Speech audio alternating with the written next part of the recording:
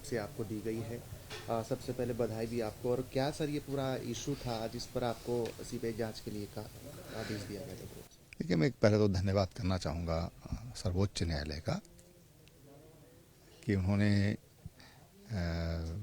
जो निर्णय दिया है उससे जो एक कोशिश की गई थी कुछ दागी लोगों के द्वारा एक षड्यंत्र के तहत कि मेरे 40 से 44 साल का जो राजनीतिक जीवन है उस पर कोशिश की गई थी, दाग लगाने की कोशिश की गई थी, वो सुप्रीम कोर्ट ने साफ किया है मेरे हक में फैसला दे करके।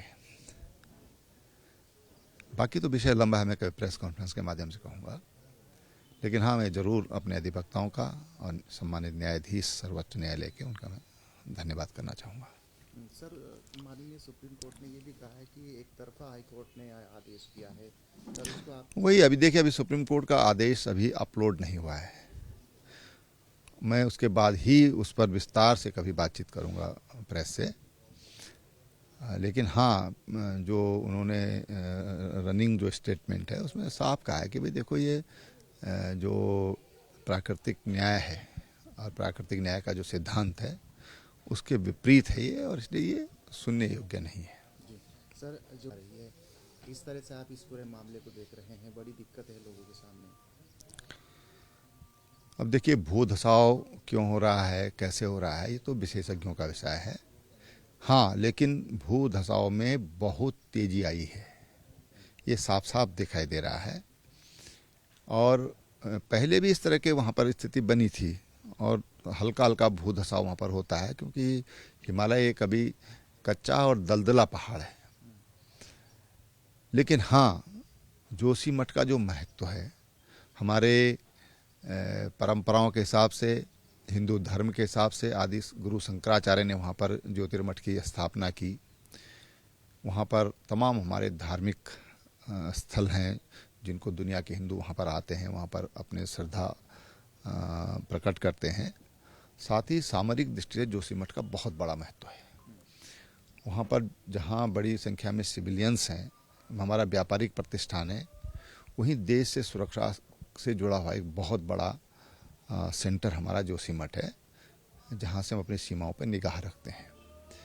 और इसलिए इस पर सरकार को बहुत गंभीरता से ध्यान देना चाहिए और विशेषज्ञों से राय लेकर के वहाँ का क्या ट्रीटमेंट हो सकता है, विशाल पहाड़ का, ये विशेषज्ञों से राय लेकर उस पर आगे कार्रवाई करना चाहिए। सर, लास्ट में ये है कि ये धसाव का जो स्थिति है सर, बहुत लंबे समय से चली आ रही है। वही मैंने कहा, देखिए ऐसा देखिए, हिमालय दुनिया के जितने पहाड़ हैं उनमें सबसे नया पहाड़ है। उसकी जो जियोलॉजी है, जो उसकी जियोग्राफी है, उसको समझने की ज़रूरत है। और जिस तरह का उसमें मक है जो ऊपर हिमानियों से पिघल कर नीचे आया हुआ है, एक भूगोल का छात्र होने के नाते मैं थोड़ा बहुत जो समझ पाता हूँ, अपनी आँखों से मैं जो देख पाता हूँ, तो वहाँ पर ये परिस्थितियाँ जो बनी हैं और जिस तरह से वहाँ अंदर पानी का स्टोरेज है, ये जो परिस्थितियाँ बनी हैं उस पर मुझे लगता है कि बहुत ज़्यादा ध्यान देने की ज़रूरत है। वहाँ पर कितना निर्माण होना चाहिए, कितना नहीं होना चाहिए, ज़रूर ध्यान देने की आवश्यकता है। समस्या क्या होती है कि जब हमारे ऊपर कोई आपदा आ जाती है तब हम जागते हैं उस पर। अब जगाया है उसने तो हमको जनहानि ना हो, इसका ध्यान रखना चाहिए। रोजी रोटी का संकट खड़ा। बिल्कुल, मैंने कहा ना कि हमारा बड़ा भारी व्यावसायिक केंद्र भी है, वो सामरिक दृष्टि भी महत्वपूर्ण है, धार्मिक दृष्टि भी महत्वपूर्ण है।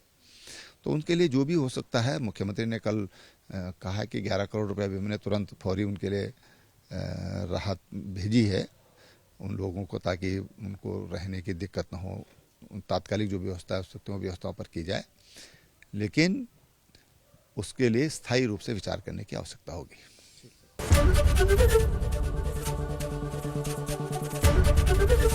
एबीपी गंगा, खबर आपकी, जुबान आपकी।